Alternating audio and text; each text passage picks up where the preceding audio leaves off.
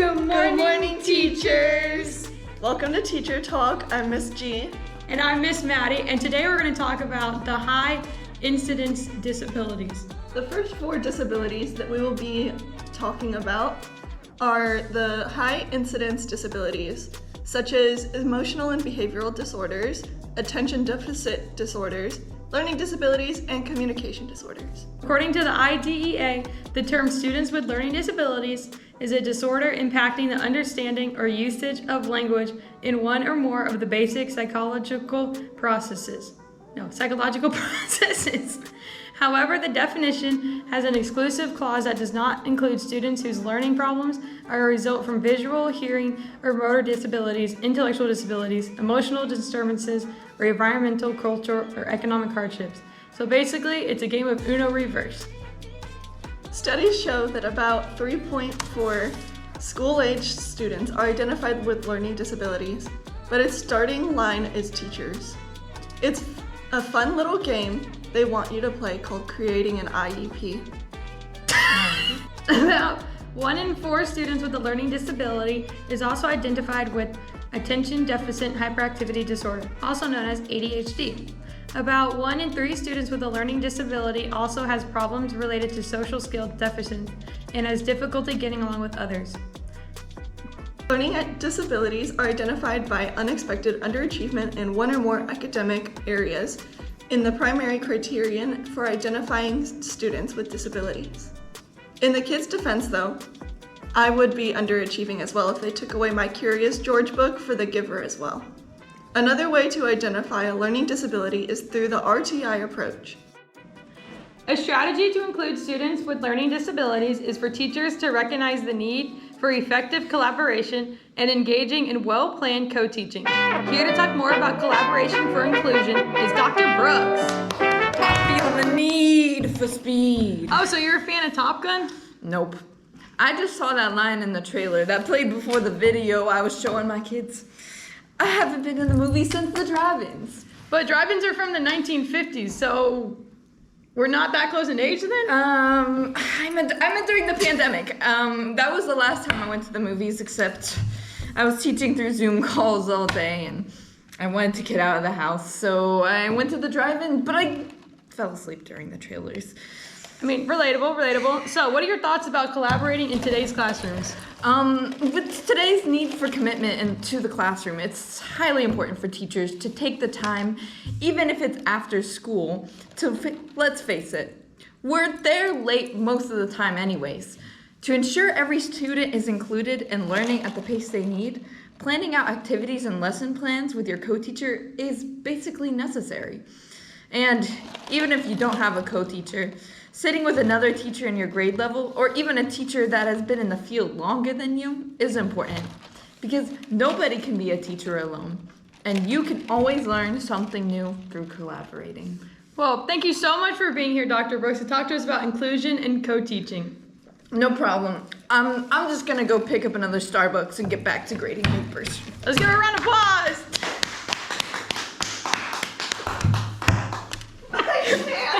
Emotional and behavioral disabilities are defined over a long period of time and to an adverse degree.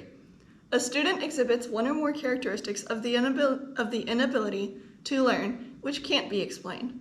Inability to build relationships, inappropriate behavior, a general depression and pervasive mood, and/or the tendency to develop a fear of school. About half of the school-aged population has this disability. Some students with emotional and behavioral disorder exhibit primarily externalizing behavioral characteristics such as aggression, rule breaking, and noncompliance. With these disabilities, others present internalizing behavioral problems such as social withdrawal, anxiety, and depression.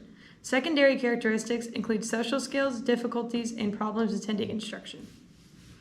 Students with EBD are typically identified through a 3-step process that includes screening, standardized test rating scales, and direct assessment of the targeted behaviors. Direct assessment allows for the development of a functional behavioral assessment, FBA, a prerequisite for appropriate intervention. To have EBD inclusion in the classroom, Teachers have to recognize the need for regularly scheduled collab meetings and use different ways to communicate with the students. They also need to engage in function-based thinking and turn an FBA into an intervention. Yeah. ADHD stands for Attention Deficit Hyperactivity Disorder. ADHD is described as a constant pattern on inattention or actions that interfere with functioning or development. Statistics show 11% of school-age children have ADHD. A student that shows characteristics of ADHD are more active than other students of the same age and are unable to focus, selectively attend, or maintain focus for long periods of time. Coexisting conduct problems, about 30% to 50% of students with ADHD have significant conduct problems. About 80% of students with ADHD have some level of academic problems, and 25% are labeled with a learning disability. To discover if a student has ADHD criteria from the Diagnostic and Statistical Manual of Mental Disorders related to inattention and/or hyperactivity impulsivity are widely used to identify students with ADHD. Information from parents and students regarding the student's behavior is the most critical information used to identify students with ADHD. This information is collected using interviews, observations in multiple settings, and rating skills. Must exhibit at least 6 explicit symptoms related to inattention and/or hyperactivity, impulsivity, frequently over 6 months, and be evident across 2 or more settings. And one of these symptoms does not include consuming caffeine.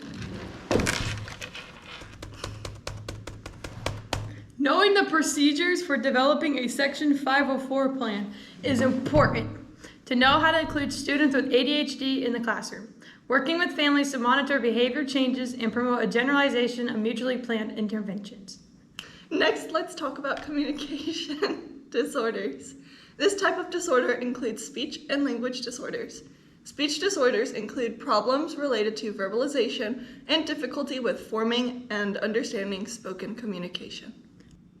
Speech disorders include phonological articulation disorders, disorientation, substitutions, or omissions of speech sounds, fluency disorders, which is the most common is stuttering, voice disorders, example speaking with a harsh or raspy voice, and motor speech disorders, meaning difficulty using the physical components of speech, often due to a neuromuscular disorder. Language disorders include form disorders, meaning difficulty making correct sounds, constructing words, or connecting the words correctly. And 2, semantic or content disorders, lack of word meaning knowledge. Or 3, use or pragmatic disorders, inappropriate application of language in a social context. Communication disorders are recognized by a parent, preschool teacher, or pediatrician. However, identifying the specific nature of the speech or language problem requires a formal assessment by a speech-language pathologist. To ensure students with communication disorders are included in the classroom, applying the key components of effective collaboration when working with SLP team members, and ensuring that content instruction uses UDL principles are the most important.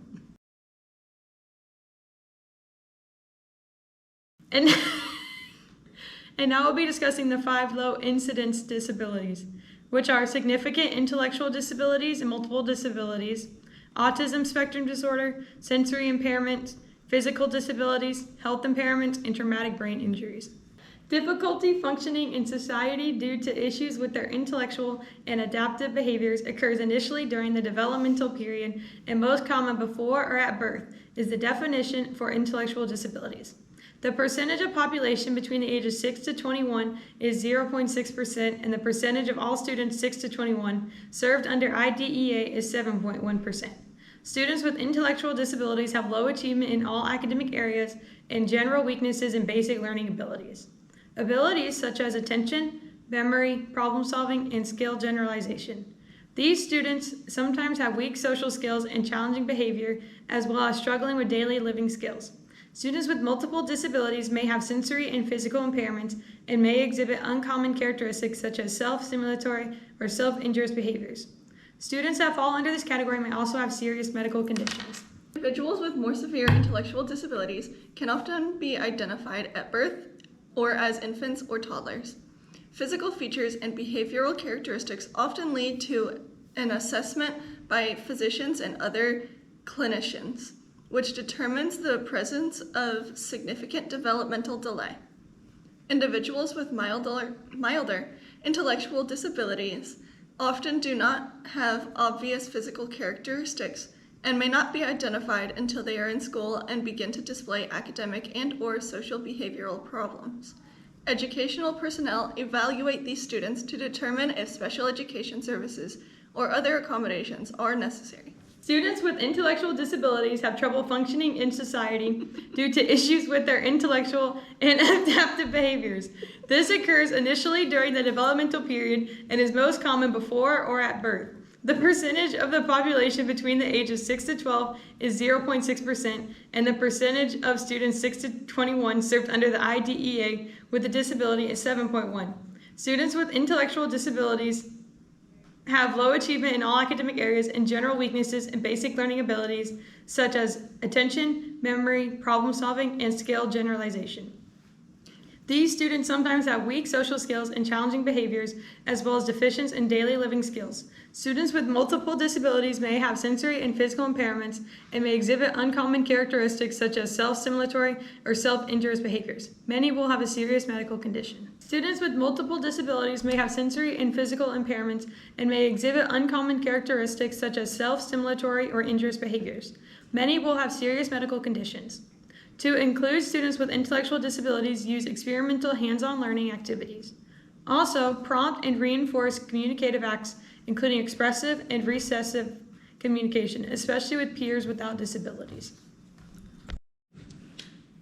Autism spectrum disorder is a developmental disorder that affects verbal and nonverbal communication, as well as social interaction. Autism can also heavily impact educational performance. The percentage of the population of students between the ages 6 and 21 is 0.7%, with students under IDEA being 8.2%. Characteristics of students diagnosed with autism spectrum disorder are significant limitations in expressive and receptive language. Also, difficulties in social reciprocity. I've never heard that word before. Including infrequent eye contact and little apparent pleasure in the company of others. These students exhibit repetitive, stereotypical, and ritualistic behaviors. Individuals are generally identified between 18 months and 3 years of age. 4 times as many boys as girls are identified with ASD. Common methods for screening and identification include rating scales, direct observation, and interviews.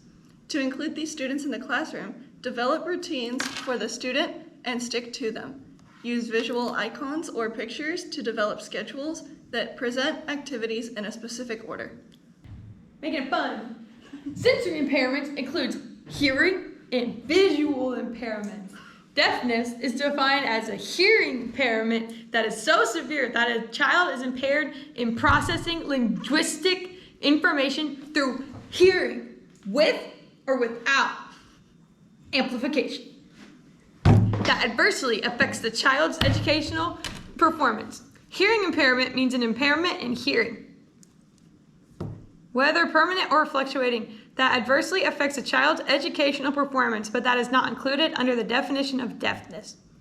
Visual impairment, including blindness, is an impairment in vision that, even with correction, adversely affects a child's educational performance. The term includes both partial sight and blindness. Deaf blindness means concomitant hearing. I'm learning so many new words today. Hearing and visual impairments, the combination of which causes such severe communication and other developmental and educational needs that they cannot be accommodated in special education programs solely for children with deafness or children with blindness. The percentage of the population of students ages 6 to 21 years with hearing impairment is 0.1%.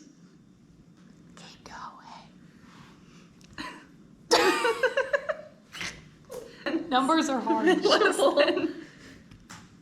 Visual impairment. Numbers are hard. Less than 0.05%, and deafblindness less than 0.05%.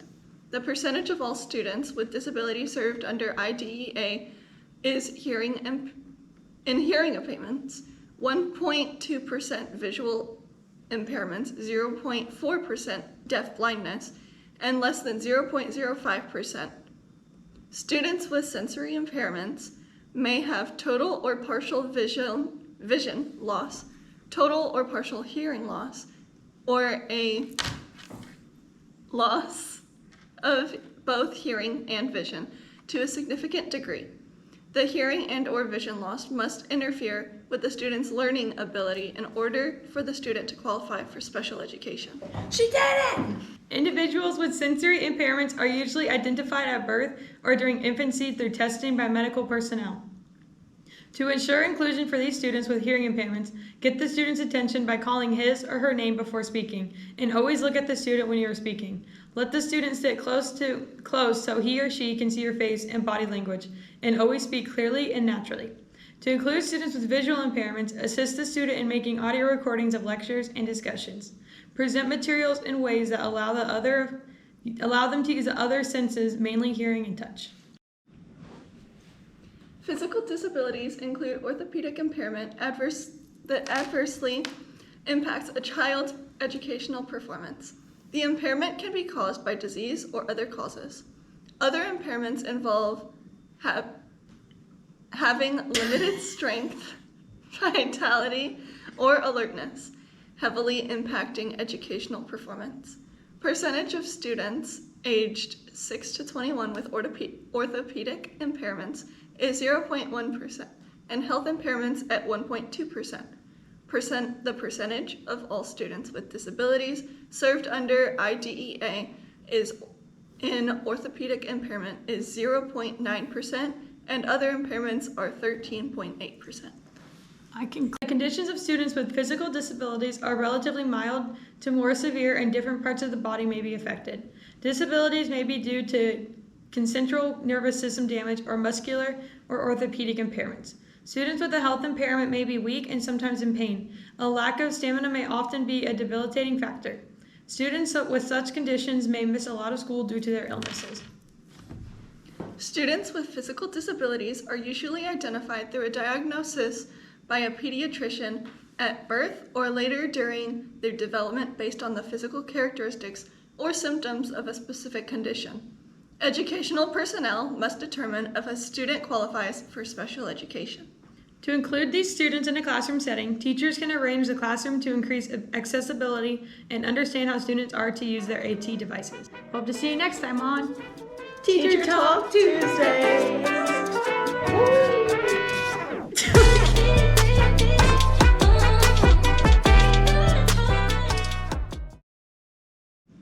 It wasn't me.